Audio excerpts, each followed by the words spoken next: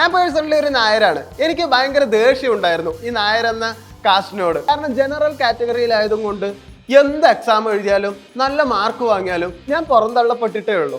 അതുകൊണ്ട് എനിക്ക് ഭയങ്കര ദേഷ്യമായിരുന്നു. കാരണം എയ്ഡഡ് സ്കൂളുകളല്ല ഇപ്പൊ നിയന്ത്രിക്കുന്നത് ശരിക്കും മാനേജ്മെന്റ് ആണ്.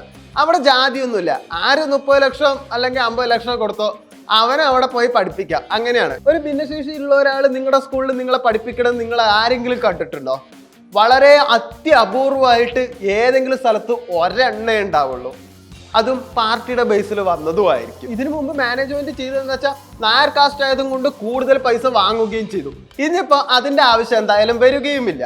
അതിലെന്തായാലും സുകുമാരൻ നായർ തക്ക സമയത്തിന് പക്കയായിട്ട് സുപ്രീം കോടതിയിൽ അന്നൊരു സ്റ്റേ കൊടുത്തതും കൊണ്ട് ഇപ്പൊ അതിനൊരു വിധി ഉണ്ടായതും കൊണ്ട് അതെന്തായാലും പേഴ്സണലി നായർ കാസ്റ്റ് ഉള്ളവർക്ക് ഗുണം ചെയ്തിട്ടുണ്ട്. സുപ്രീം കോടതി വിധി എന്തായാലും ഇനിയിപ്പോ CPM മറികടക്കാനും കഴിയില്ല. അത് വേറെ കാര്യം. ഇതിന് വിധി വന്നപ്പോഴാണ് എനിക്കൊരു കാര്യം മനസ്സിലായത്.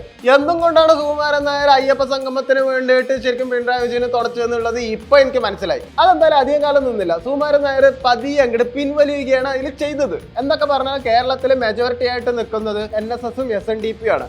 NSSനെ പറ്റി നിങ്ങൾക്ക് അറിയാത്തതുകൊണ്ടാണ്. NSS കേരളത്തിലെ ഗവൺമെന്റ് പോലെ തന്നെ നല്ല പാരലൽ ഗവൺമെന്റ് ആയിട്ട് തന്നെ നല്ല തകൃതിയായിട്ട് ഭരണം നടത്തുന്നുണ്ട്. അത് മിക്കവർക്കും അറിയാറില്ല. അപ്പോൾ ഈ മെജോറിറ്റി വോട്ടൊക്കെ ഇനി എങ്ങോട്ട് പോകും? CPMന് പോകാൻ സാധ്യത വളരെ കൂടുതലാണ്.